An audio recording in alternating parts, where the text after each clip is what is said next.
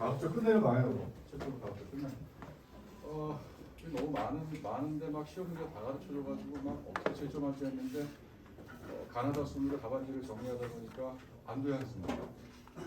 굉장히 백지들이 많더라고요. 굉장히 안 돼요. 사실 금방 끝날 것 같아요. 굉장히 안 돼요.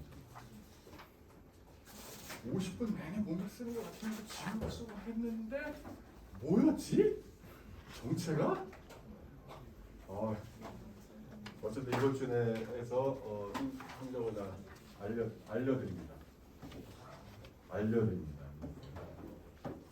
예전에 이제 수업을 들으신 분들은 아시겠지만 한 명씩 나와서 자기 점수를 보고 들어가면 돼요.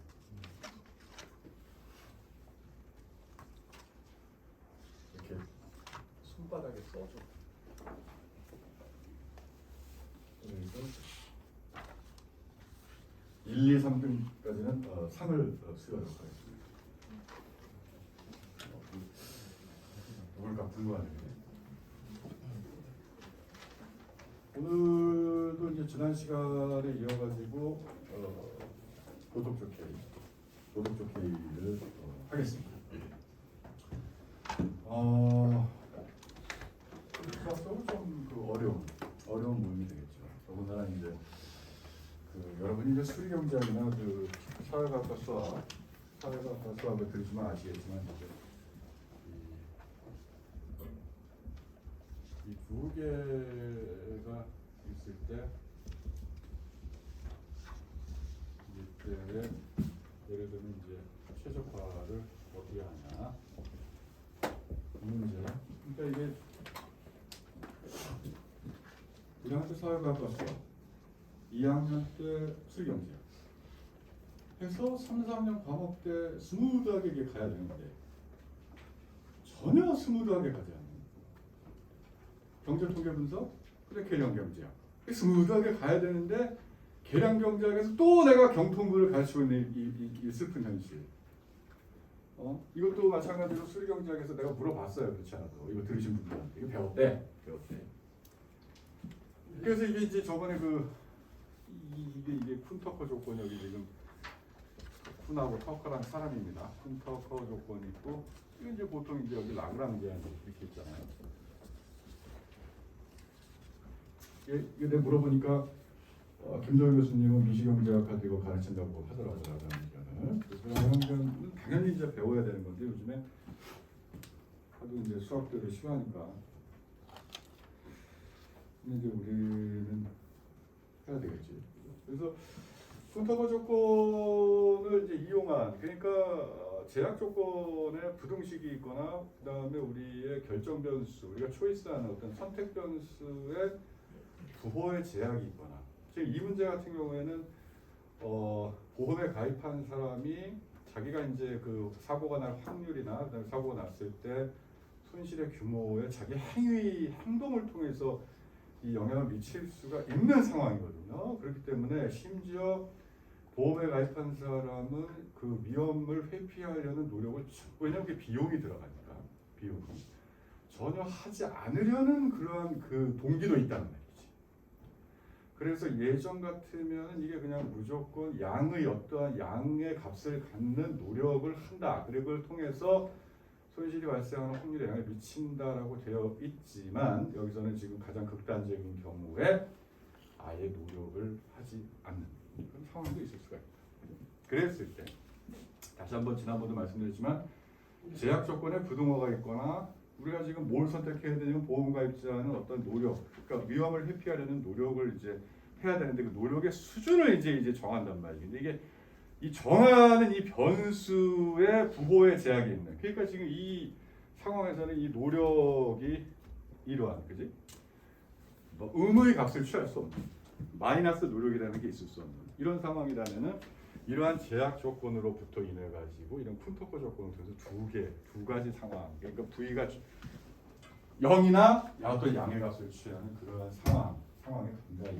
쿤터커 조건. 그 다음에 이 PPT 다음에 이제 의료보험에서도 너무나 많은 이 도덕적 K가 지금 발생을 하고 있기 때문에 의료보험에서의 도덕적 K를 특별히 또 따로 보는데 거기서는 우리가 이제 라그랑지안을 했단 말이에요. 그러니까 라그랑지안에 대해서 이제 복습을 또 해야 돼요.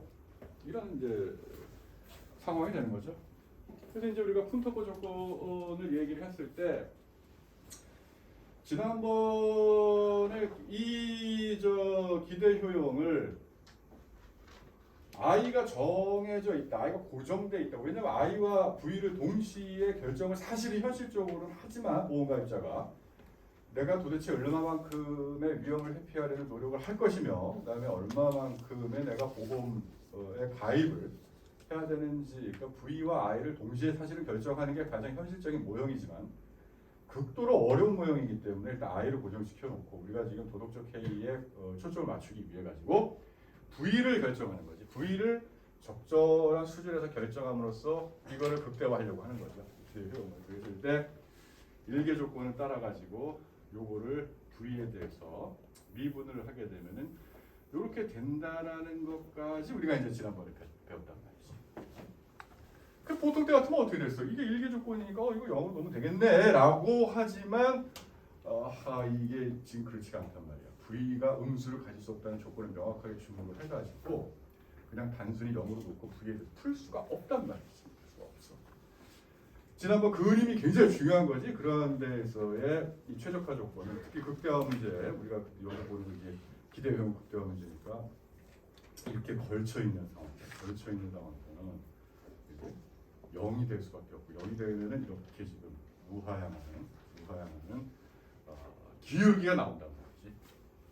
그 그림을 잘 기억해야지. 그 0인 상황에서는 기울기가 이렇게 음으로 되어 있는 상황을 여러분이 보셨단 말이에요. 그러니까 두 가지 가능한 조건이 있다. 만약에 이걸 0으로 놓을 수 있으면 그 의미는 뭐냐면 어떤 양의 값을 드리는 그림이죠.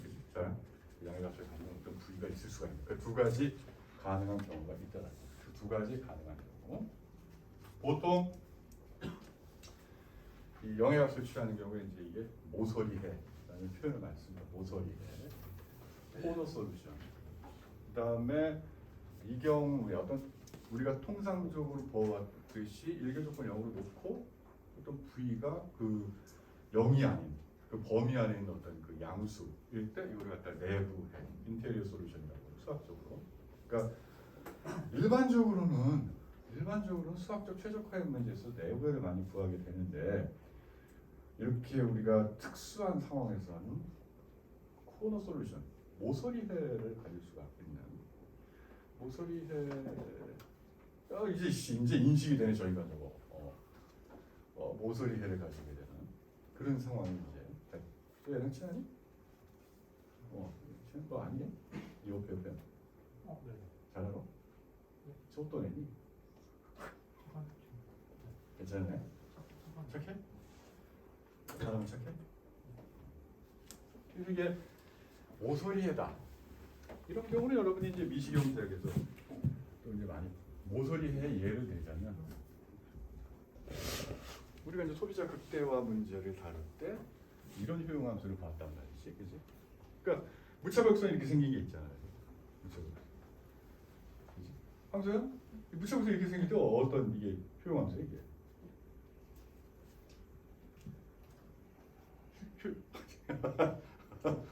웃지 마. 정들어.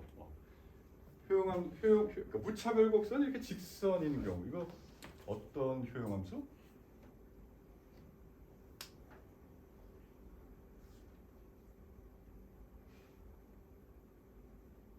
전하영 씨 어떤 효용함수 이름이 있잖아.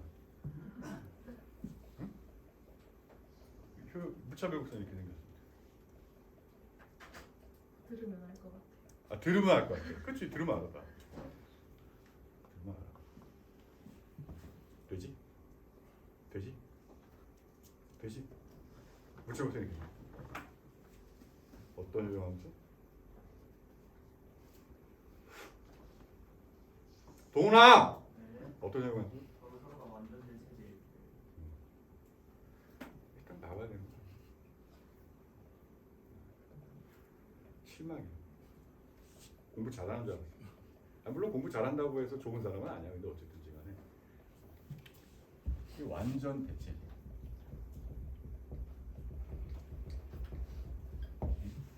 완전대 체제는 어떻게 돼? 이 예산제약식이 어떻게 생겼느냐에 따라 가지고 이렇게 되거나, 그지? 아니 뭐 이렇게 되거나 어떻게 돼? 이거 코너 솔루션이에요. 그러니까 한 재원 아예 소비를 안 하게 돼. 이런 상황이죠. 그러니까 뭐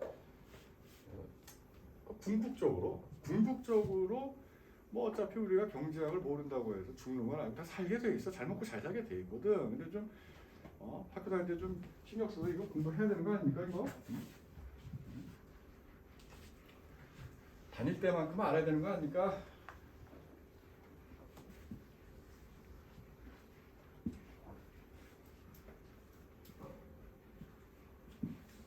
우리가 이제 항상 기억해야 되는 게, 아니 진짜 여기서 지금 나중에 그 은행 들어갈 사람도 있고 저기 공급 준비하는 사람도 있고 그런데 이거 이 정도 이제 알아야 되는 거 아닌가 기본적으로? 안 그러잖아요?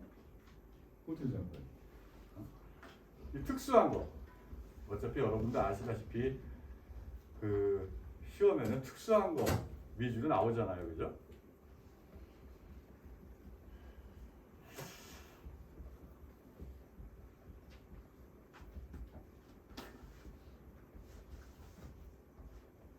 이 네 가지는 시험의 단골 손님이니까 효용함수가 하다못해 저기 뭐 대구은행 가려고 해도 경제학 시험을 보잖아요. 기초적인 거. 그러니까 기본적인 건 다 알고 있어야지. 나중에 이제 실제 준비를 들어가면 꼼꼼히 공부 여러분이 하시리랄 걸 저는 믿어 의심치 않습니다만 어쨌든 간에 이 미시경제학의 제일 중요한 것 중에 하나가 소비자 이론이죠. 소비자 이론을 정식화하는데 우리 지금 우리가 보험경제에서 그렇지만 효용을 쓰는 거고, 이 효용함수의 대표적인 게 네 개가 있단 말이야. 저 준선형 같은 것도 코사인 리니어라고 하는 것도 간과하기가 쉬운데 시험 문제 자주 나요. 그러니까 네 가지는 기본적으로 알고 있어요. 네 가지는. 네 가지는. 그러니까 완전대 체제 같은 경우가 코너 솔루션 모서리의 특징이에요. 그러니까 이게 그러니까 여러분이 그런 거 좀 잘 알아두시고, 그러니까 모서리라는 건 이제 그런 뉘앙스가 있단 말이에요. 그러니까 저번에 보여드렸지만은 이 경우에 푼터프에서 이 경우에 양의 값을 이제 뭐 예를 들면 x가 가져야 될 때, 예를 들면 이제 뭐 함수가 이렇게 생겼다, 이렇게 생겼다, 그지? 여기가 x가 취하는 여기 모서리에서 이 균형점이 잡혀진단 말이지. 이게 그래서 코너 솔루션이라고 부른다. 그래서 이 두 가지, 그러니까 일개 조건이 이렇게 두 개가 되는 거죠. 두 가지에서 이 경우가 문제적 경우, 문제적 경우 이 경우가.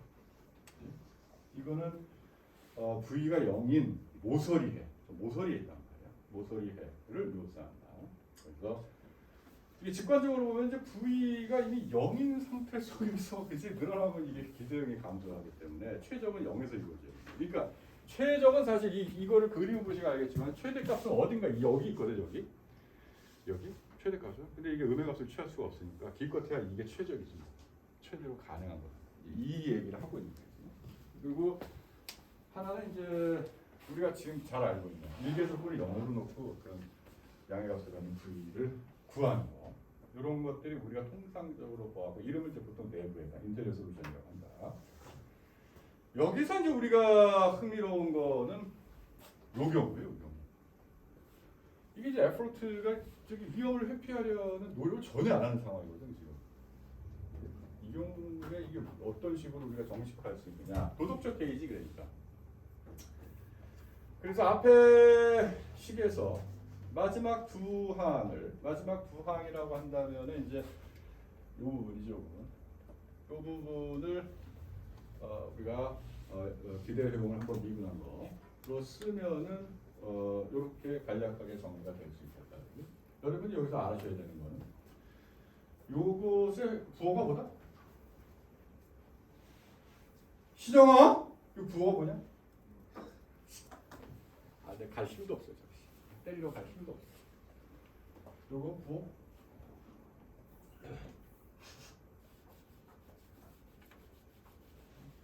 미스터 트럼펫. 이거 부호 뭐야 이거? 플러스 마이너스 뭐야?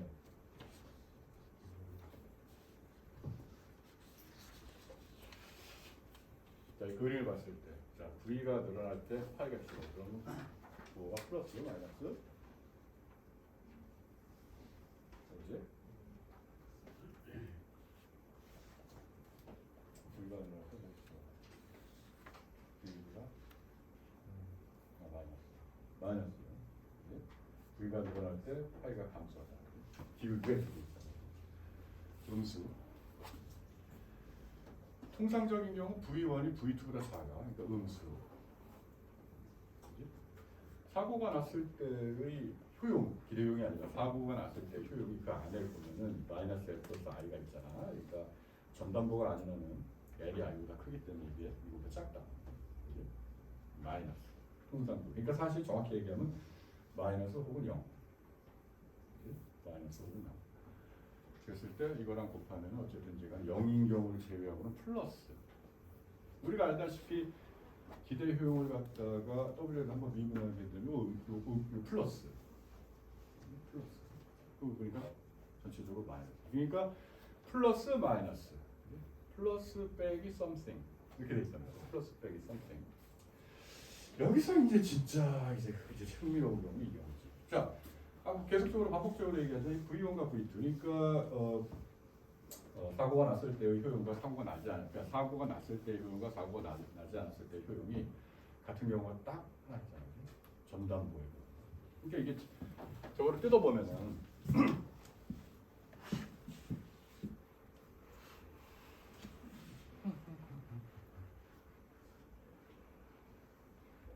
뜯어보면 이제 이렇게 돼 있잖아. 이게 이렇게 돼 있잖아. 이렇게. 뭐 이거 쓸까? P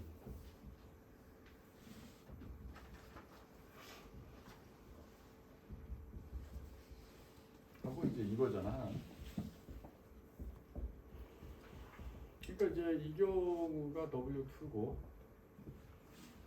이 경우가 W1이고 그래서 얘를 갖다가 우리가 V의 1이라고 하고 지금 얘를 V의 2로 이제 기호를 이제 쓰고 있는 건데, 이제 기호를 쓰고 있는 건데. 그러니까 전담보가 되면은 전담보는 그러니까 우리가 손실 입은 만큼 그만큼을 보험금을 주는 거니까 이것이 이제 0이지 전담보가 돼. 그지? 0이면은 어떻게 돼? 풀이 같잖아. 풀이 같아진단 말이야. 그러니까 전담보가 되면 이제 이게 0이 되죠. 0이 되고 이거 플러스 마이너스니까 결론적으로 어떻게 해? 전담보는 이 조건이 지금 이루어지고 있지. 1개 조건이 지금 음수잖아. 그지? 또 뒤 페이지에 써 있는 거거든. 전담보의 경우에 어떻게 되느냐? V1과 V2가 같아지고 사실 이게 플러스고 이게 마이너스이기 때문에 전체적으로 이게 노력을 할 때의 뭐야? 한계 기대 효용의 한계 증가분, 기대 효용의 한계 감소분이거든. 마이너스가 이 늘어나는 부분이 0이 되잖아. 그러니까 전체적으로 수학적으로 보면 이제 이거만 남는 거지. 달랑 요거만 남는 거지. 음수. 1개 조건이 음수. 그러면 V는 0 이렇게 되는 거죠. 앞에 보시. 1개 조건이 0보다 작으면 V는 0 이렇게 되는 거지. 그래서 어떻게 돼? 결론적으로 전담보, 그러니까 도덕적 해이가 존재하는 상황하에서 전담보 보험 계약을 만약에 보험회사가 제공을 하게 되면 보험가입자는 위험을 회피하는 노력을 전혀 하지 않는다라는 어떤 결론이 도달이 되는 거예요. 아시겠죠? 그러니까 바꿔서 얘기하면 어떻게 된다? 도덕적 해이가 존재한다면 보험시장에서는 부분 담보를 줘야 된다. 그게 최적이야. 그래야지 사람들로 하여금 노력을 하게끔 만들 수가 있어. 위험을 회피하게. 아시겠죠? 이게 굉장히 현실적인 실천적인 이게 합의점을 갖는 이유가 뭐냐면은 여러분이 나중에 이제 그 예전에도 한번 말씀을 드렸지만 우리나라 특히 우리나라 자동차 보험에서 이 자차가 가장 문제가 되거든요. 이게 저번에도 말씀을 드렸지만은 그러니까 자기 차량 파손이 일어났을 때 이거를 갖다가 드느냐 안 드느냐에 따라 가지고 보험료가 큰 차이가 나. 이게 보험료가 이 부분 제일 크거든요. 여기다가 뭘 해놨냐면은 지금 자기 부담금을 항상 설정을 해놨어요. 이거. 그래가지고 5, 10, 15, 20, 30 5개를 설정을 해놨단 말이에요. 여기다가. 그러니까 만약에 자차를 들었는데 자차를 들으셨을 때 자기 부담금이 반드시 있는데 사고가 났을 때 그러니까 최초 이거를 내가 설정하게 되면 최초 5만 원까지 내 돈을 보험을 들었어도 내 돈을 이제 넣는 거지. 이걸 들으면 내 돈 10만 원까지 이런 식으로 되거든. 보통 우리나라가 이렇게 5개를 설정을 해놓는단 말이야. 이거 왜 설정을 했겠냐? 이게 부분담보라는 거지. 부분담보. 그러니까 도덕적 해이가 분명히 지금 존재하기 때문에 보험 시장에 현실에 도덕적 해이가 분명히 존재하기 때문에 전담보라는 거는 옵티말할 수가 없고 최적이 될 수가 없고 왜냐하면 전담보가 존재하면 이론적으로 사람들로 하여금 위험을 회피해야 되는 노력을 전혀 안 하게끔 그 계약은 인센티브 구조를 그렇게 만들기 때문에 사람들로 하여금 조금이라도 노력하게끔 만들려면 부분담보를 제공해야 된다 이거죠. 그 이론적 근거가 여기 있는 거죠. 결론이 뭐냐면 리스크 효용 함수가 자산만 함수라면 전담보는 리스크 효과 관계없이 보험과 합의자로 하여금 영의 조심하려는 노력을 기울게 한다. 여기서 옵티말한 거 최적은 부분담보 이 결론이 등장을 하게 됩니다. 굉장히 중요한 메시지입니다. 사실은 여러분이 도덕적 해이에 대해서 이론적으로 조금 생각을 하려면 딱 요거를 딱 생각하시면 돼요. 도덕적 해이가 있는 곳에서는 전담보는 인센티브 구조를 완전히 망가뜨린다라는 것을 여러분이 명심을 하시면 되겠습니다. 이거는 거의 이론적인 논의임에도 불구하고 현실적으로도 상당한 한계를 갖고 있는 아주 현실적인 그런 결론이 나오는 거예요. 이 경우에. 그래서 좀 그거를 갖다가 잘 유용을 해주시고 굉장히 중요한 메시지. 이게 그냥 가장 중요한 메시지. 도덕적 해이에서 가장 중요한 메시지. 그러니까 이건 이제 여기서는 이제 뭐 저번에 우리가 이제 상태 의존적 효용함수 얘기했잖아. 그 상태 의존적 효용함수에 대한 반드시 그렇진 않다. 이제 요 얘기를 하는 거지. 손실 상태와 비손실 상태에서 효용이 다른다. 전담보 효용이 뭐야? 상태 의존적 효용. 상태 의존적 효용을 만약에 소비자가 갖는다면 전담보의 경우에도 결론 이렇게 되지 않는다. 예를 들어서 주어진 특정 자산 수준에서 보험 수요자는 아픈 상태보다 건강한 상태가 더 높은 것이 부여한다라고 우리가 배웠고요. 이에 따라서 의료보험에서 전담보가 반드시 영의 예방 노력을 수반하지는 않는다. 마찬가지로 화재보험의 경우에도 전담보가 수년간 친숙해진 주택의 손실을 완전히 보상할 수는 없다. 그러니까 내가 어떤 집을 두 개 놨는데 그 예를 들면 보험 가입이 1억 받았어. 그럼 내가 거기에 들어간 추억과 정은 어떻게 할 거야? 이런 경우 좀 더 현실적이긴 하지. 이런 경우라면 반드시 앞에 결론이 도출된 건 아니지만 어쨌든 이론적으로는 여러분이 그러하다라고 예측을 해도 무방하다. 이런 이제 얘기가 되겠습니다. 그 결론은 이 보험 보장의 정도가 높을수록 꼭 전담보가 아니더라도 그러니까 보험 보장이 I가 높을수록 예방적 노력을 약화시키니까 결국 I와 V 간의 어떤 부의 관계, 보험 가입 금액을 높이면 높일수록 전담보가 꼭 아니더라도 굉장히 전담보에 가깝게 막 이게 증가하기 시작하면은 예방 노력이 줄 것이다라는 어떤 그런 결론에 도달할 수가 있습니다. 그래서 이거는 증명도 가능하고 좀 하지만 스킵하고 그러니까 꼭 전담보가 아니더라도 전담보에 가깝게 보험 보장이 강화되면은 예방 노력이 줄어들게 되는 그러한 어떤 경향이 있다라는 정도 여러분이 알아두시고 그다음에 부가보험료라는 거에 대해서 그러니까 이게 어떤 우리가 공정보험료 그러니까 파이와 P가 갖게 되는 거죠. 우리가 보험료율과 사고 확률이 갖게 되는 이게 이제 공정보험료라고 얘기했는데 공정보험료 그러니까 우리가 사고 확률에다가 어떤 또 부가적인 요소를 붙인다고 해서 불공정한 것이 아니다. 부가보험료의 존재가 왜 필요한가를 이 도덕적 계획에서 이제 도출하게 되는 그런 두 번째 파트가 되는 거죠. 그래서 보시면은.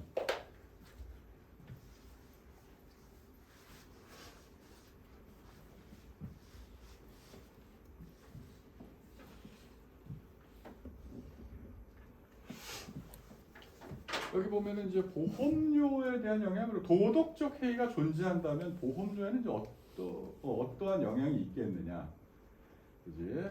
첫 번째 파트는 이제 우리가 이제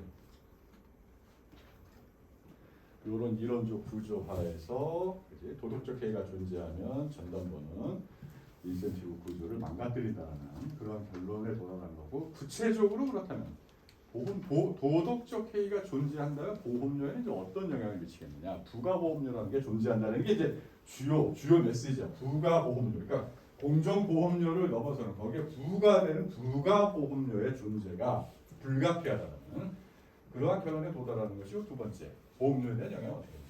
이 보험회사의 입장에서는 이 보험료 계산의 이 사전적 도덕적 해이 효과를 고려를 해야 된다는 거지. 왜냐하면 도덕적 해이로 인해 가지고 지불 횟수나 지불 금액이 원래 추정했던 횟수나 규모를 초과하기 때문에 사전적 도덕적 해이를 고려하지 않으면 보험회사는 지급 불능 상태에 빠지게 되죠. 그러니까 이게 보험회사는 순수히 거의 보험회사의 존립금은 거의 뭐 확률론이라고 보시면 됩니다. 확률론. 그렇기 때문에 그러죠. 통계학과 이성호 씨 보험 여기서 준비하고 있잖아. 확률, 통계론이 굉장히 중요하게 되는 거지. 그런데 보험법이라는 건 이제 대수의 법칙에 기반하게 되는 것이고 결국은 그거를 제대로 계산해야 되는데 안 그러면 그냥 빠지는 거예요. 저번에 이제 우리가 그 손해율 얘기했잖아요. 손해율. 지금 뭐 손보 회사들이 정말 엄청나게 골병 들어가고 있어요. 그러니까 생보에 대해서 손보가 엄청나게 골병 들어가고 있는데 이제 바로 이제 이런 도덕적 해이가 만연하기 때문이야. 실제로 이게 큰 문제야. 뭐 어떻게 통제를 해야 될지 나도 모르겠어 정말. 이게 이제 그렇죠. 보험회사의 그 수익에 직접적인 영향을 미친단 말이에요. 그래서 일단 적어도 평균적인 손실을 만회하기 위해서 청구보험료는 다음의 조건을 일단 고려를 해야 된다. 그러니까 여러분이 아셔야 되는 게 예전에 우리는 이게 없었다는 거지. 그지? 이게 없었잖아. 그러니까 보험료가 그지? 공정보험료는 보험가액, 그러니까 보험 가입금액 곱하기 그냥 사고 확률을 주어졌었는데 이제 도덕적 해이가 조항 이 파이 자체가 부위에 의해서 영향을 받는다는 걸 이제 알고 있고 더 이제 깊이 들어가면 이 부위는 또 I에 의해서 영향을 받는 거지. 그러니까 보험을 얼마 금액으로 들었느냐에 따라서 내 예방 노력이 결정되고 그거에 의해서 또 확률이 결정되는. 그렇지? 삼중적인 차원이 여기 들어가 있어 지금. 그러니까 보험 금액, 내가 보험 가입 금액을 얼마나 하느냐에 따라서 내 예방 노력이 결정되고 또 예방 노력이 또 결정됨으로써 또 사고가 나는 확률이 결정되는. 이게 굉장히 복잡한. 이걸 갖다 미분해야 되는 얘기지. I에 대해서 굉장히 복잡한 구조란 말이지. 이 식은 손실 확률이 예방 노력에 의존한다는 사실을 아주 명시적으로 반영해가지고 이 예방 노력이 보험에 또 하고 또 예방 노력은 또 이 보장 규모, 보험 가입금액 아예 또 이게 의해서 결정된다. 이거를 또 보여준다는 거지.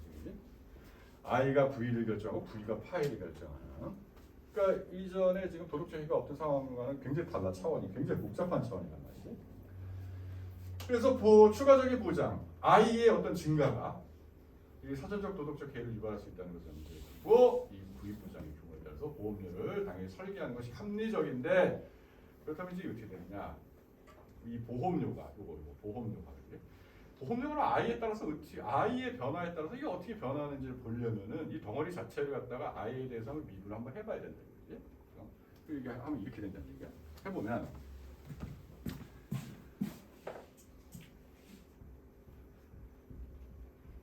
이게 지금 이렇게 돼 있기 때문에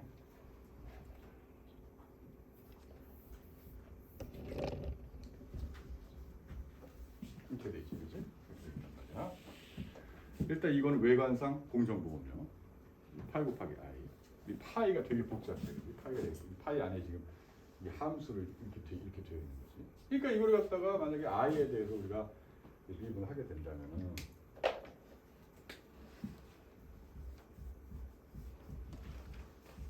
그러니까 이제 보장 규모의 변천에 따라서 보험료는 어떻게 변동을 해야 되느냐를 우리가 보여주자면 일단 이게 여러분이 아셔야 되는 게 지금 파이와 곱하기 지금 I로 이게 되어 있는 형국이기 때문에 이거 이제 I의 함수니까 이거 어떻게 돼? 이거랑 같이 그러니까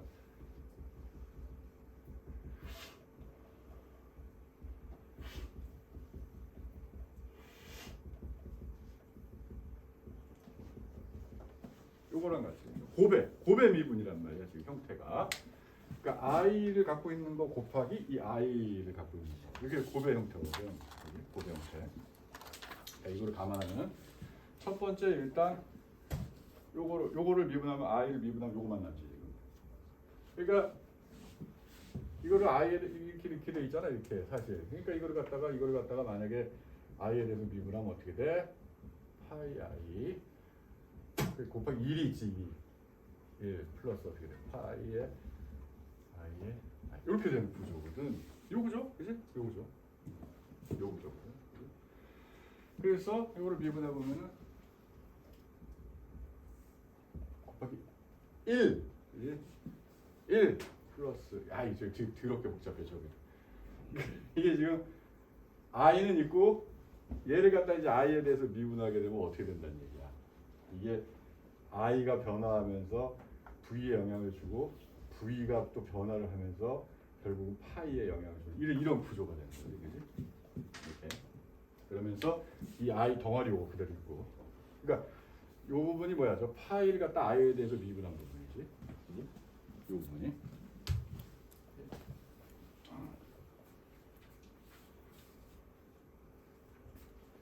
그래서 이 파이 부분이 이게 지금 이제 예전에 우리가 배웠던 공정보험에 의하면 요거만 있어야 되거든. 그지? 파이만 있어야 되거든. 이 덩어리가 붙는단 말이야. 이 덩어리가 뭐다? 일단 이거 먼저 말씀드린 이 덩어리가 이게 부가보험료. 도덕적 해이 하에서의 부가보험료. 그러니까 예전에 그 공정 그 요율에 더해가지고 붙어야 되는 그 부분이란 말이야 이게. 아시겠죠? 그 부분이란 말이야. 아이가 늘어날 때 붙어야 되는 부분이란 말이야. 부가보험 파트란 말이지. 이 식에서 첫 번째 항은 공정한 보험료, 타분할 확률, 그거를 이제 반영을 하게 되고, 두 번째 항이 부가보험료, 사전적 도덕적 해이에 의한 보험료, 그러니까 도덕적 해이가 존재하기 때문에 어쩔 수 없이 들어가야 되는 그러한 보험료 부분. 이거는 합법적으로 보험회사가 무슨 불공정하게 하는 게 아니라 보험회사가 존재한다면 인정받을 수 있는 그러한 보험료. 그 요거를 보시면 이제 요 부가 보험료 파트를 세 개로 나눠볼 수 있다는 거지.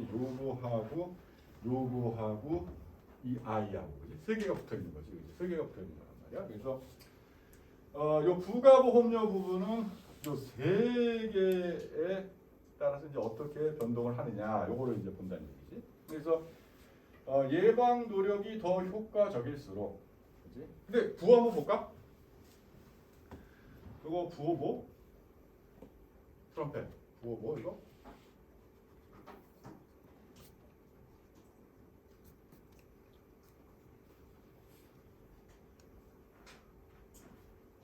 V가 늘어날수록 파이가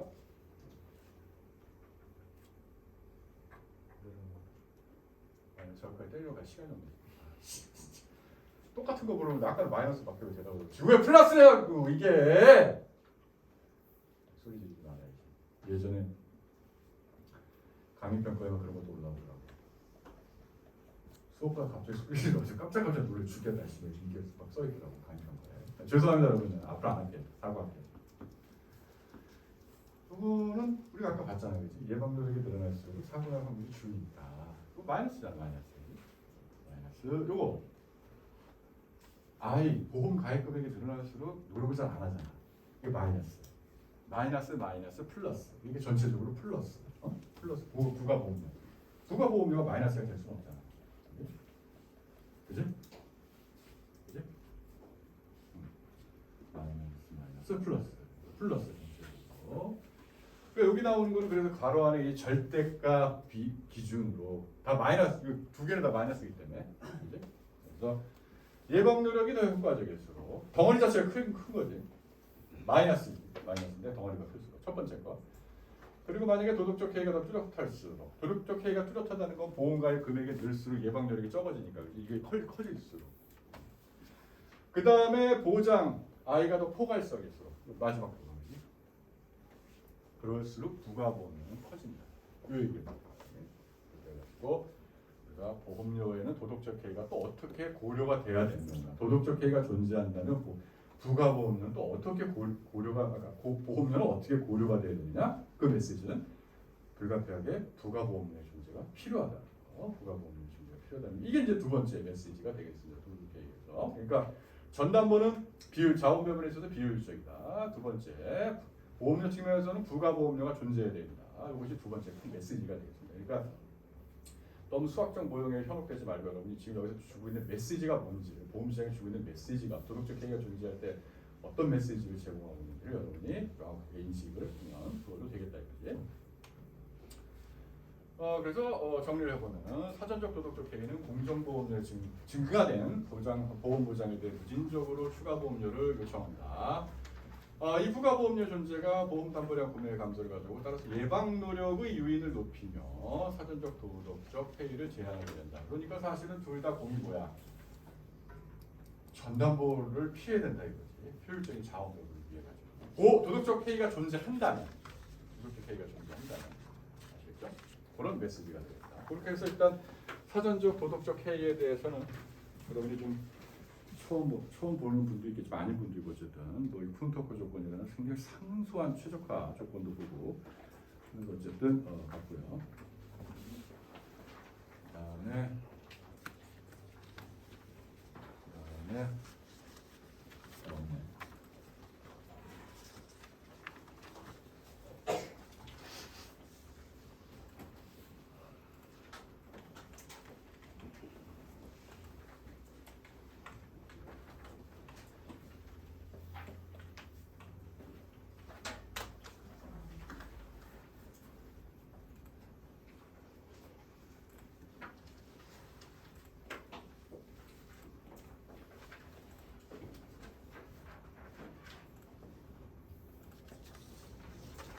아까 말씀드린 대로 우리가 이제 의료보험에서의 도덕적 개입 굉장히 중요한 이슈이기 때문에 이거 한번 살펴보고 이렇게 되면 이제 우리가 역선택과 도덕적 개입 다 끝내고 이거 마치면 이제 보험회사 쪽으로 넘어가는 거고 그러면 이제는 그 수학이 안녕 바이바이 이렇게 되겠습니다.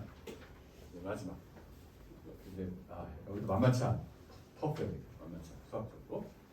그러니까 지금까지 배워보면 결국은 수학적으로 터프한 부분이 도덕적 계획이에요. 역선택은 그림으로 우리가 스무드하게 안 스무드한가?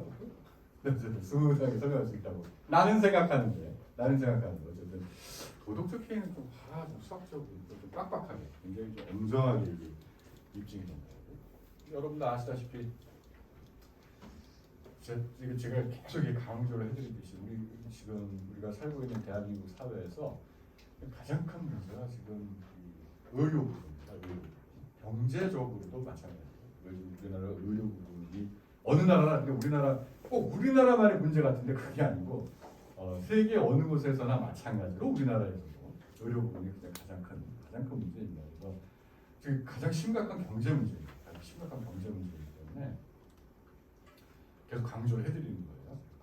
여러분들 나중에 살아가시다 보면 뼈저리게 느끼실 겁니다. 이게 가장 큰 문제. 다른 게 아니고 살아가다 보면 가장 큰 문제가 두 개가 있어.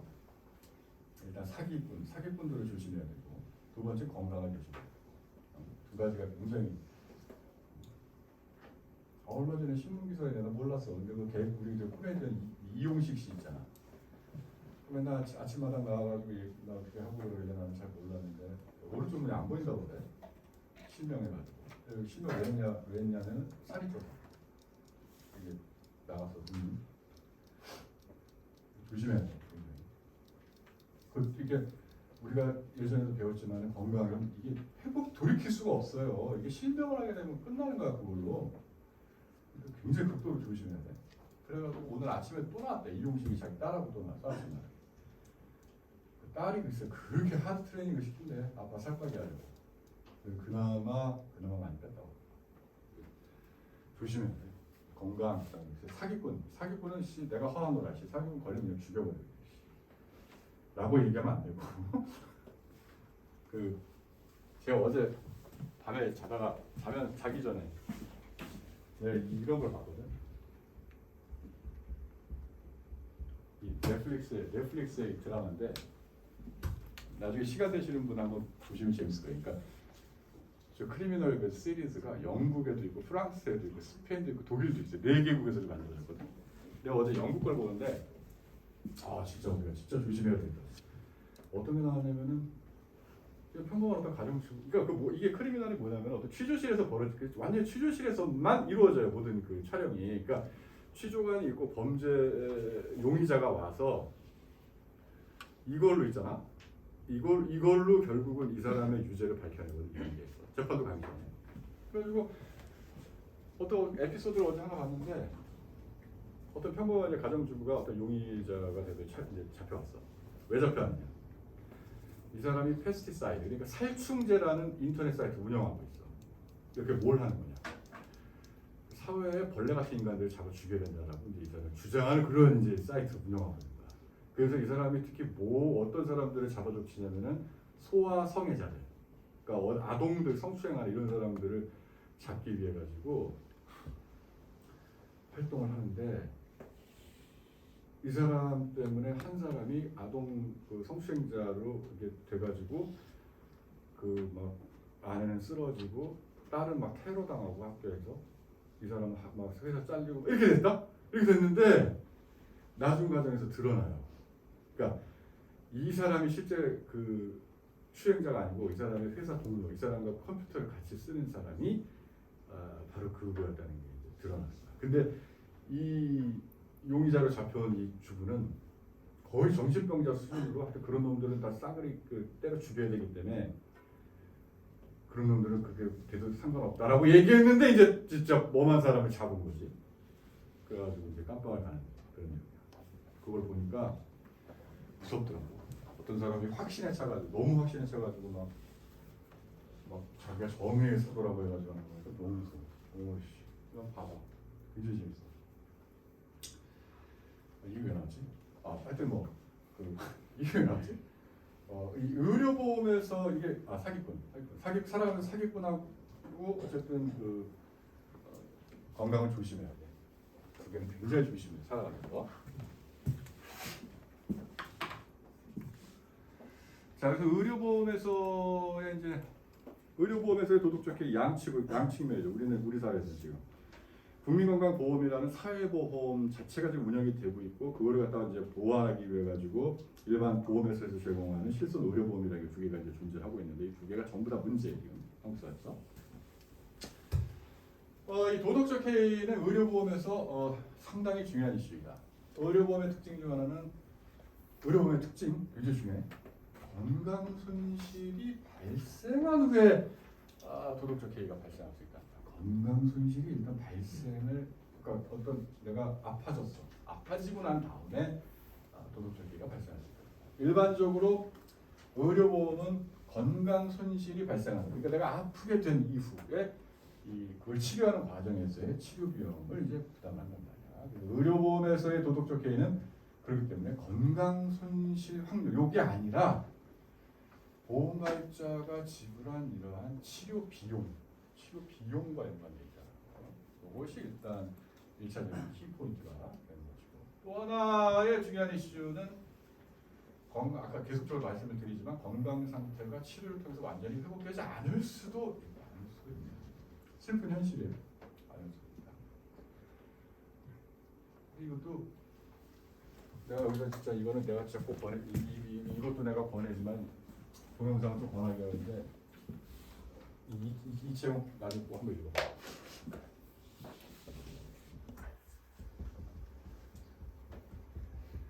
이게 이제 여러분 아시는 분은 아시지만 이제 우리나라에서 엄청나게 이게 센세이션을 일으켰던 책이잖아요. 이 사피엔스가. 그죠? 센세이션을 일으켰던 책이잖아. 한번 시간 되면 꼭 봐요. 내가 저 책 보고 약간 충격받았어. 사피엔스 보고. 사피엔스의 마지막에 대목에 뭐가 나오냐면 인류 사회의 진정한 불평등은 아직 시작되지 않았다는 거지. 인류 사회의 진정한 불평등은 아예 시작도 안 했다는 거지. 무슨 소리냐면 나중에 이제 진짜 인류 사회가 이 사람 말에 멀지 않은 미래에 영생을 누리는 사람들이 나타난다는 거, 영원한 삶을. 왜? 과학기술이 발전하니까 내가 심장에 문제가 생기잖아. 그럼 이 실제 심장과 거의 똑같은 심장을 만들어낸다는 거지. 이 피부도 똑같다는 거야. 노화가 되면 피부를 갖다 이거 갈아치우고 딱 새로 이렇게 할 수 있는 그런 이게 의료 기술이 된다는 거야. 근데 문제는 뭐냐면은 되게 비싸. 그러니까 이 유발 할라리가 사피엔스에서 얘기하는 거는 근미래, 별로 안 먼 미래에 부자는 영원히 살고 가난한 사람은 죽는다. 이게 미래의 모습이야. 되게 슬퍼. 이게 그러니까 지금의 어떤 의료기술 발전 단계에서는 뭐 맞는 얘기지만 미래는 어떻게 될지 몰라. 그죠? 근데 현재는 어쨌든지 간에 현재는 우리가 건강 상태가 안 좋아지면 이게 이제 100% 다시 회복이 안 된다. 두 가지. 그러니까 일단은 어떤 내가 아프게 되는 확률이 아니라 아프고 나서 치료를 어떤 받는 과정에서 도덕적 해이가 발생될 수 있다는 것과 이 우리의 건강 상태가 치료를 통해서는 완전히 회복되지 않을 가능성이 굉장히 크다라는 거. 그래서 이 두 가지를 감안해 보면 의료보험에서의 도덕적 해이는 통상적인 도덕적 해이와 관련된 중요한 차별점이 존재한다. 요거 모형입니다. 여기부터 모형이 들어가는 거예요. 여기부터 일단은 모형이 가정하고 있는 이 가정들을 잘 알아두시고요. 이 가정은 그대로 시험에 나옵니다. 그러니까 여러분이 예전에 그 시험 문제를 이제 5월 마지막 주에 제가 올려드린다고 했잖아요. 다음 주쯤에 보시면 아시겠지만 그대로 냅니다. 그러니까 이 가정 똑같아요. 변동이 없습니다. 그러니까 시험 문제가 박스가 딱 있고 아마 이렇게 딱 줄 거예요. 그 다음부터 이제 문제를 물어볼 겁니다. 그러니까 이 가정은 변함이 없고 이 가정을 하나하나 잘 이해를 일단 하시면 되겠습니다. 그래서 일단은 건강 손실은 확률적으로 발생을 하고 발생 확률은 파이다. 파이다. 근데 여러분 중에 좀 예민한 분들은 단박에 느끼시겠죠? 아니 내가 열심히 운동하고 하다 보면 파이가 감소하는 거예요. 물론 맞아요. 물론 맞습니다. 더 현실적인 가정은 파이 자체가 외생적으로 주어지지 않고 우리가 건강 증진을 위한 여러 가지 노력들이 있잖아요. 그러니까 운동도 하고 뭐 규칙적으로 식습관도 있고 여러 가지가 있으면 파이가 영향을 받습니다. 그럼 어쨌든지 지금 현재 모형에서 파이는 고정돼 있다고 보고요. 외생적으로 주어진다고 보고 마찬가지로 보험가입자의 지금까지의 노테이션과 똑같이 최초 재산은 W0이다. 그 다음에 또 마찬가지로 건강손실이 발생하는 경우 건강손실의 규모는 L. 마찬가지 지금까지 우리가 쭉 해왔죠. 근데 여기 이제 이거 새로운 게 나와. 네 번째가 건강손실이 발생하는 경우 개인은 비용 X를 들여서 의료 치료를 받을 수 있으며 이 경우 건강 수준은 HX만큼 증진된다. 그러니까 여기서 이제 우리의 초점은 요 HX가 되는 거죠. HX, 요 함수가 되는 거죠.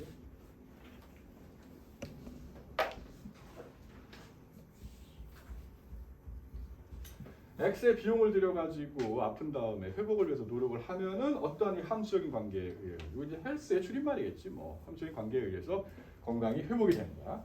그래서 건강 생산함수라고 할 수 있을까? 건강 생산함수 X의 비용을 들여가지고 건강 생산함수가 이 활동을 하게 되는 거죠. 근데 이 건강 생산 함수는 이러한 조건. 돈을 많이 이 내포하고 있는 거예요. 돈을 많이 들여면 들일수록 회복되는 건강이 커져. 이게 첫 번째 미분했을 때 0보다 크다는 건 내가 돈을 들여서 치료비를 막 내가 투자를 해가지고 들일수록 건강 증진은 커져. 건강 증진의 정도가 커져. 첫 번째 미분했을 때 0보다 크다는 거. 두 번째 미분했을 때 0보다 작은 건 뭐야? 그 건강이 확 증진되는 그게 감소하는 거지. 증진을 하되. 그러니까 비용을 들이면 들을수록 건강이 증진을 하지만 그 증진의 속도가 둔화되는 거죠. 그러니까 우리가 지금까지 계속 봤던 거죠, 우리가.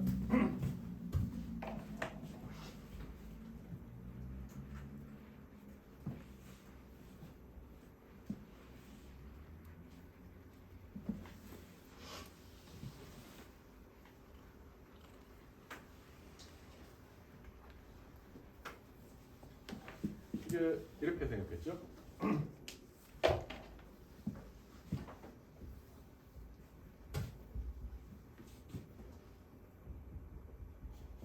이렇게 생긴 거지 뭐 그지?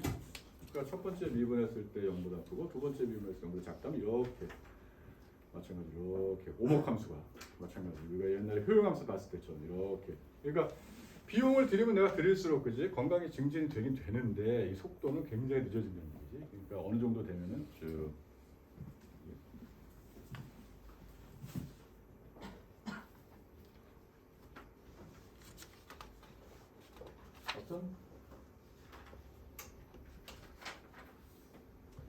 이렇게 얘기하면 안 되지만 어쨌든 뭔가 좀 그치? 연애랑 비슷한 거 같아.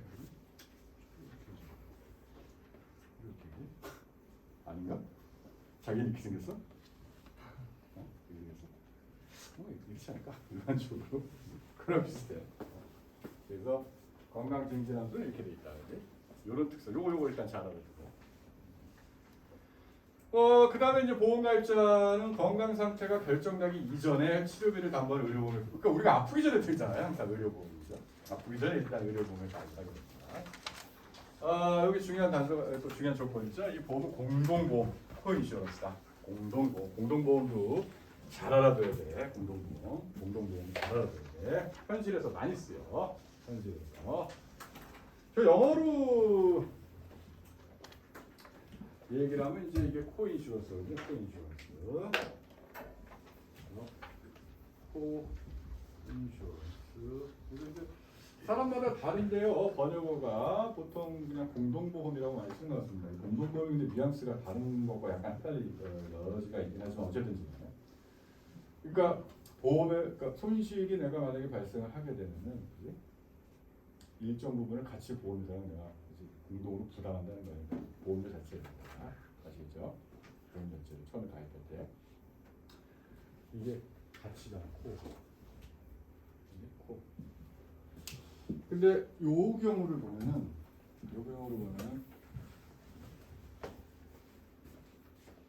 I는 알파 X다. 그러니까 그러니까 이 보험이 지금 이게 지금 나한테 주는 게 뭐야? 나의 그 나아지려고 내가 아팠다가 건강해지려고 투자하는 거에 전액을 주지 않는다. 전액을 주지 않는다. 그 알파는 0과 1 사이에 있거든. 일정 부분을 주는 거지. 나머지는 어떻게? 내가 부담해야 되는 거지, 내가. 나머지는 내가. 아시겠죠? 나머지 내가. 그러니까 이거는 어떤 비율로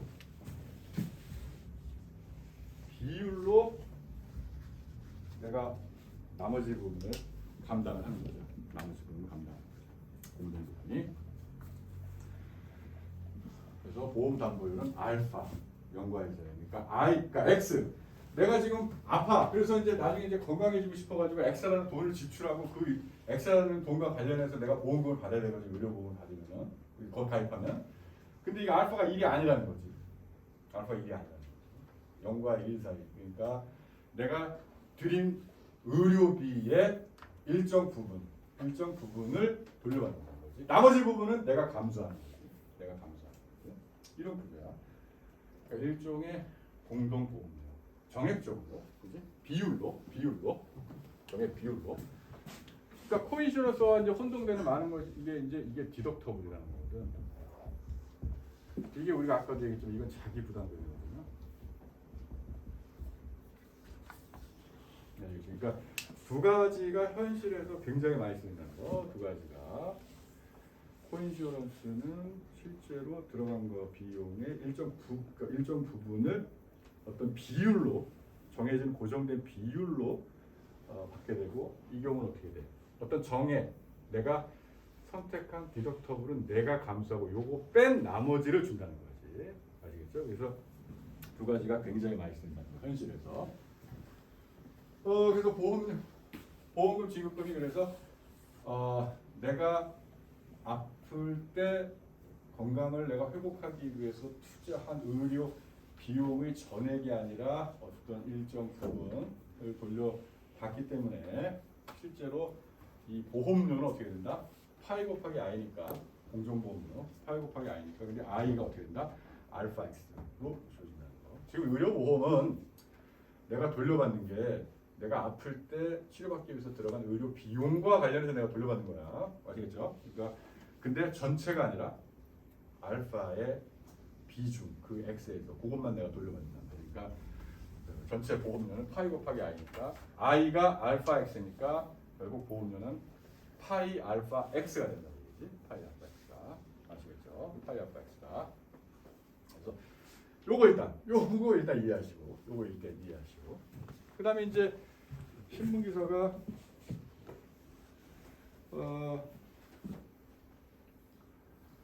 이것도 이제 어떤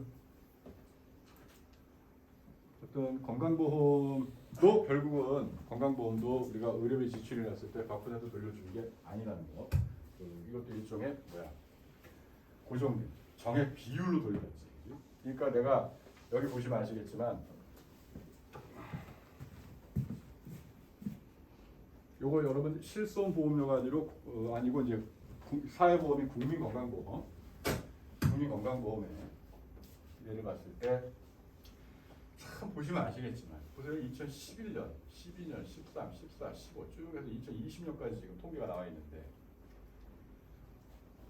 별 차이가 없어. 별 차이가. 그러니까 이제 요 시기가 거의 이제 전 정권인데 전 정권에서 이거를 68, 70까지 올리려고 했지만 결국은 못 올렸지. 이게 1% 올리는 게 이게 만만치 않은 일이거든요. 이게. 이거 뭐라고 그랬습니까? 이게 결국 이 건강보험 보장률이 뭐예요? 이게 결국은 알파죠.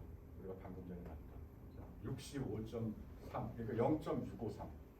그러니까 1원의 의료비가 발생하면 현재 우리나라 국민건강보장보험 체계에서는 아주 그냥 단순화시켜서 얘기하면은 1원당 0.653원을 돌려받는 구조다 이거지.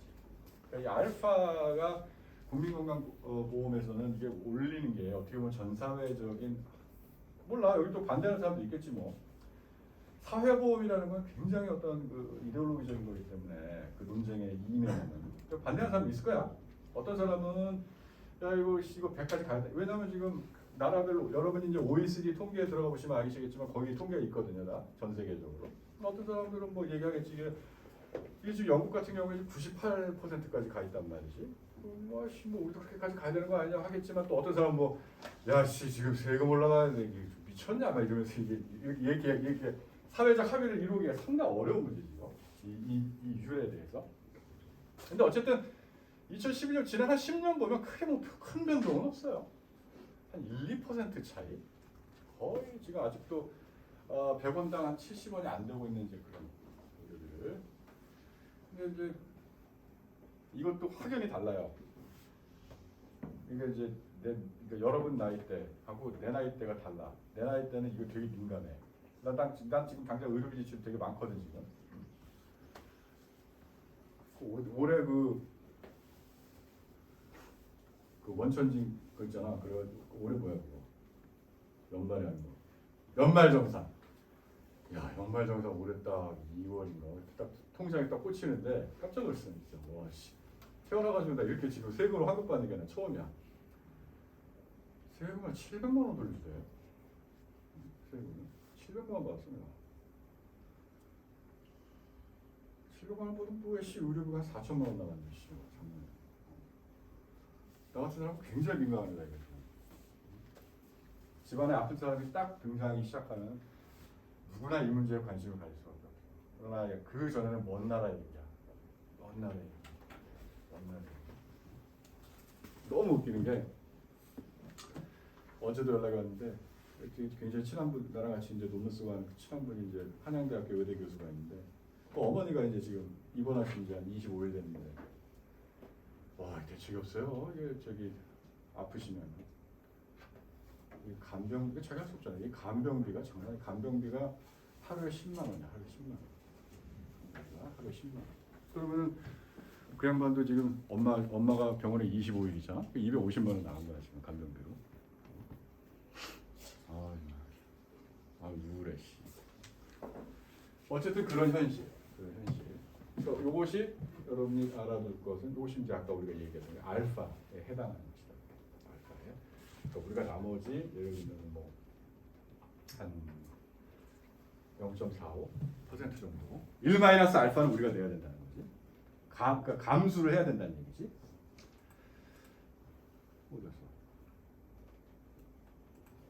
어디였지?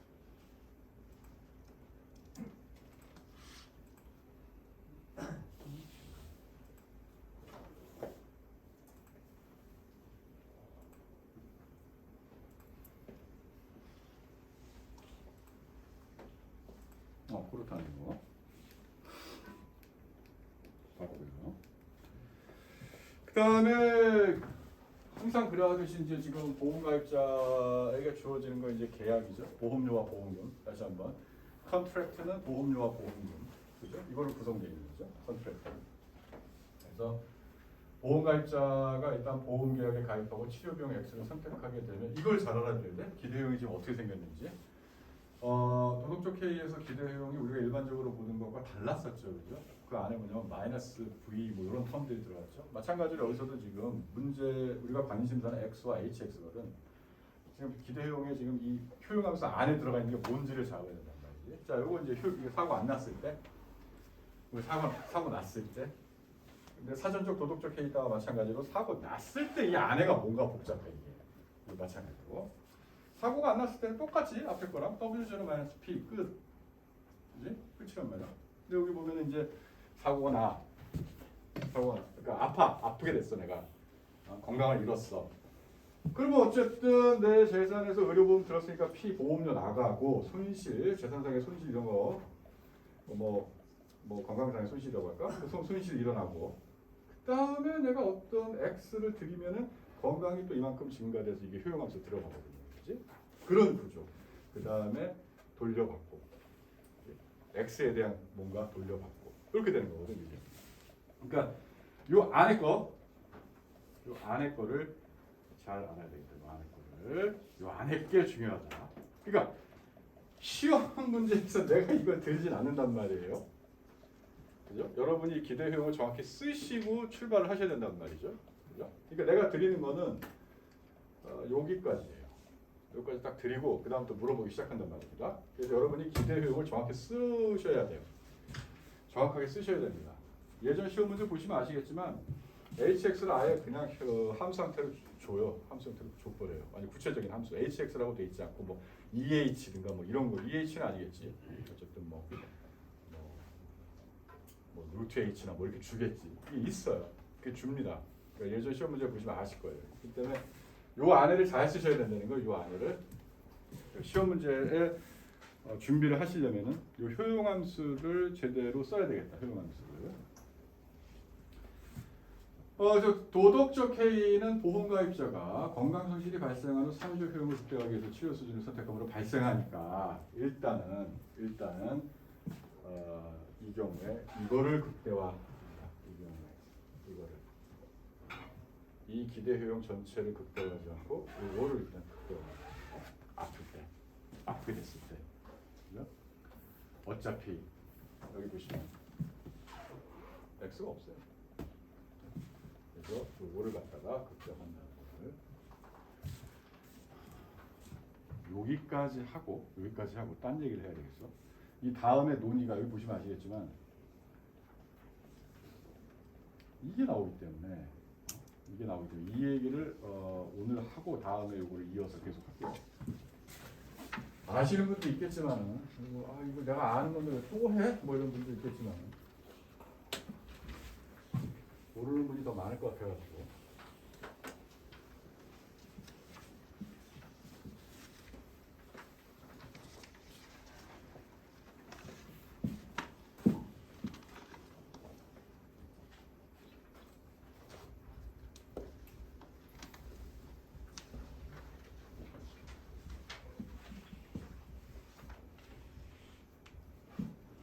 이렇게 부등식의 제약 조건이나 그 다음에 우리가 선택하는 선택 변수의 부호에 대한 어떤 제약 조건이 있는 경우에는 쿤터커 정리를 통해 가지고 쿤터커 조건을 끌어낼 수가 있고 등식 제약식이 있다. 등식 제약식이 있는 그 극대화에 혹은 뭐 극소화도 될 수 있지만 우리 경우는 이제 극대화, 효용을 극대화하니까 이 문제는 이제 어떻게 할 것이냐. 이 문제는 우리가 소위 말하는 라그랑지언 승수법이라는 걸 쓴단 말이에요. 라그랑지언 승수법. 문제의 구조는 항상 똑같습니다. 일단은 목적 함수가 있고요. 제약 조건, 등식의 제약 조건이 있고요. 그다음에 이제 내생 변수와 외생 변수가 있어요. 문제의 구조는 이렇게 있습니다.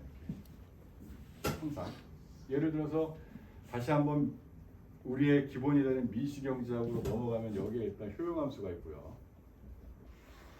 여기에 일단은 예산제약식이 있고요. 이 예를 통해서 볼게요. 그렇죠? 일단 우리가 극대화나 극소화, 여기서 극대화를 해야 되는 어떠한 함수가 존재하고 이거를 수행하는데 우리에게 어떤 제약으로 부과되는 조건이 있고 예산 제약식이죠. 소비자 문제에서는. 그 다음에 이걸 통해서 이 내생 변수를 도출하는데 이 문제에서 내생 변수는 px, py m이 되는 거고 내생 변수는 x와 y가 되겠죠. 이게 최적 양을 구하게 되겠죠. 그래서 이게 효용 극대화 문제가 라그랑지안 멀티플라이어 메소드의 가장 어떤 주축이 되는. 그래서 라그랑지안 승수법이라는 거는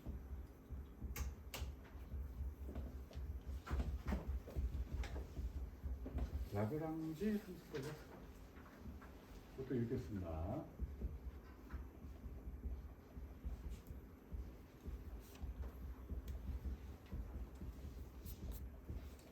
이렇게 쓰거든요.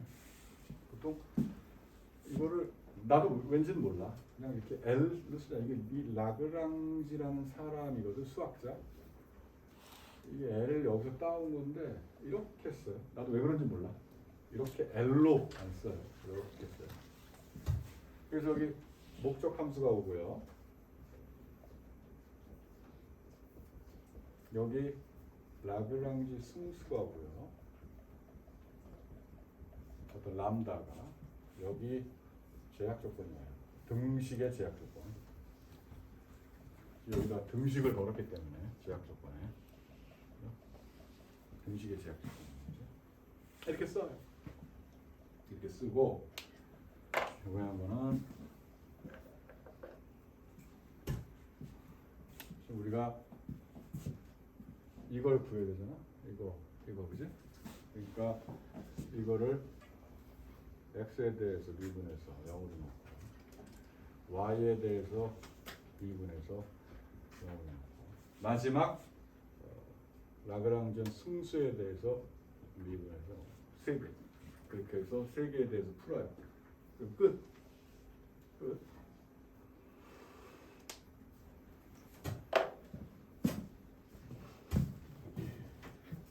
끝인데 예를 들어서 한번 해볼게요.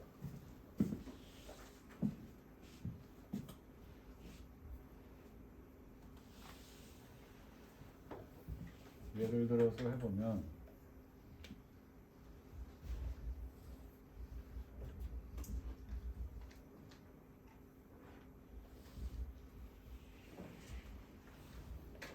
이런 걸로 해볼게요.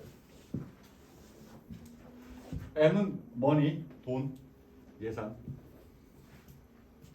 구체적으로 저 콥더글라스 효용함수를 가지고 한번 해볼게요. 콥더글라스 효용함수를 가지고 어떻게 라그랑지안 승수법을 이용해서 최적의 x와 y를 구하는지를 한번 해볼게요.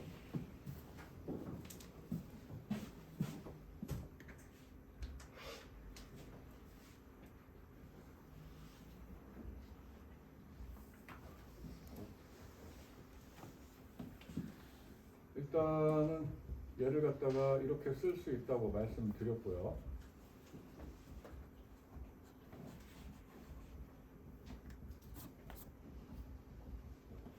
그럼 얘를 갖다가 x에 대해서 미분을 하게 되면은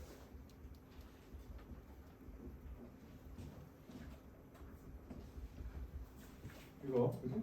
그다음 y에 대해서 미분하게 되면은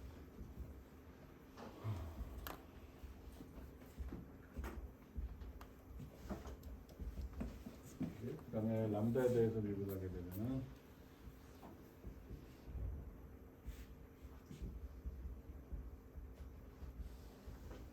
이렇게 되지. 그러니까 람다에 대해서 미분하면은 결국 예산 제약식이 다시 한번 그냥 써지는 그런 이제 결과가 되는 거고. 요거 1번식이라고 하고 요거 2번식이라고 했을 때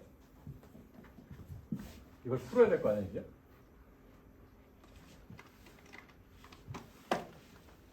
그치? 1번식을 2번식으로 나누게 되면 여러분이 잘 아셔야 되는 게 이제 이게 사실은 보시면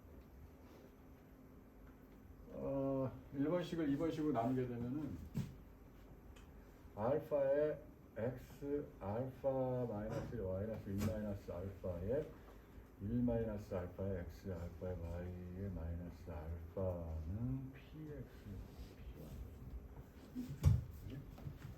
근데 이제 눈치 빠르신 분은 아시겠지만 저 좌측에 있는 게 저게 MRS거든, MRS. 그러니까 MRS가 그 가격선과 같은 거죠. 이거 사실 그림으로 그리면 이렇게 돼 있어요. 요점 얘기하는 거야, 요점 얘기하는 거 저게. 무차별 곡선 이게 지금 MRS가 무차별 곡선의 기울기와 저 가격선의 예산 제약식의 이제 기울기가 같잖아. 저 얘기라는 거거든. 그러니까 이거 여러분 익히 잘 알고 있는 문제인데 사실은 이 라그랑지안에서 출발을 해서 이렇게까지 가는 거거든. 이거를 풀어보면은 1-알파분의 알파의 x분의 y가 py분의 px가 되고 그 다음에 그렇게 되면은 1-알파의 px의 x는 알파의 y의 py가 되기 때문에 px의 x는 1-알파분의 알파의 y py가 되거든. 그러면은 요거를 갖다가 예산 지학식에 집어넣게. 요거를 이렇게 집어넣게 여기다가, 그렇지? 그러면은 알파 y의 p y 1-알파 플러스 p y의 y는 m이 되고 1-알파분의 알파 y p y 플러스 1-알파의 p y y는 이렇게 돼요. 1-알파분의 p y y는 m이 되고 결국은 옵티멀은 y는 p y분의 1-알파의 m. 이런 결과 나오거든. 그러니까 여러분들 중에 뭔가 시험 보기 위해서 지금 미시경제를 좀 공부하신 분들에게 익숙한 형태죠. 굉장히 익숙한 형태죠.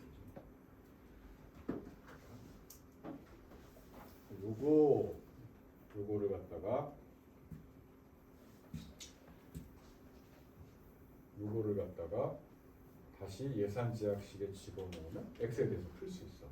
그리고 x는 이 형태여야만 해. 여러분이 그거를 연습을 한번 해보시고요. 이렇게 y 스타를 예산 제약식에 다시 집어넣어서 x에 대해서 풀면 요게 나와야 돼요. 이렇게 해서 정식으로 아주 그러니까 예산 제약식이라는 등식의 제약식이 있는 경우에는 정확하게 얘기하면은 여러분은 항상 그렇게 푸셨을 거예요. 이 예산 제약식과 무차별선의 기울기가 같은 조건의 MRS가 py분의 px다. 부터 출발해서 문제를 풀지만 사실은 라그랑지안이 있고 그렇게 해서 옵티멀한 어떤 수요량이 결정이 되는 거예요. 이 라그랑지안 메소드를 이제 우리 문제에 적용을 할 거예요. 다음 시간에. 그렇게 해서 그때 모델을 한번 진행하도록 할게요.